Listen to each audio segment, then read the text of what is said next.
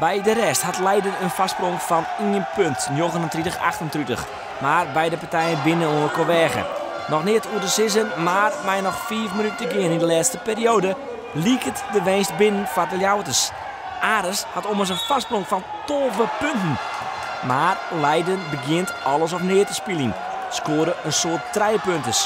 Mij nog 24 seconden op de klok is het god nog maar 4 punten. 69-73. Eerst hier de score. 71-73.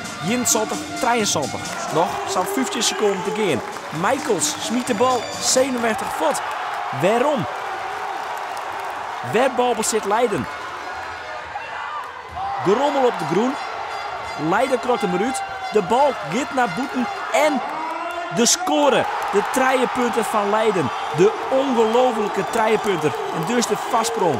De 5 mei-hal in Leiden ontploft. Nog 4 seconden te gaan. Ares had nog een kansje. Maar Gibbons krijgt de bal en kan net scoren. Leiden wint het duel. Het feest is groot. De opluchting misschien nog wel groter bij Leiden. En Ares viel het als een overwinning die ze uit de handen glippen lieten.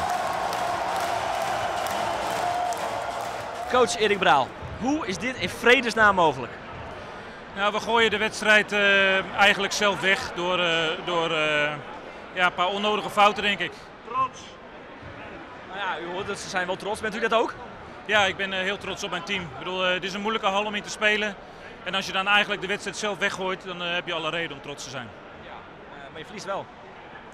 Ja, natuurlijk. Nou ja, maar dat is een serie. En ik hoop dat we deze fouten die we nu maken, dat we die niet meer maken. Wat voor fouten hebben jullie gemaakt dan?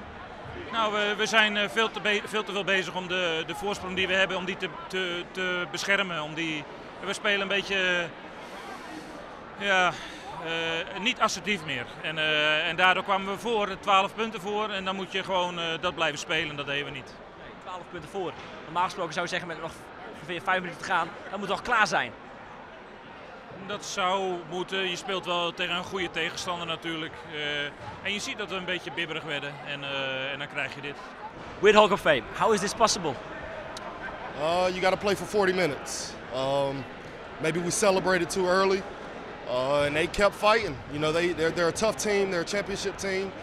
And they kept playing to the end. And, you know, they won the game. Yeah, you gave it away yourself. Yeah, but I never want to take credit from another team. They kept fighting, which is the kind of team that they are. And, I mean, they just won it. They won this game.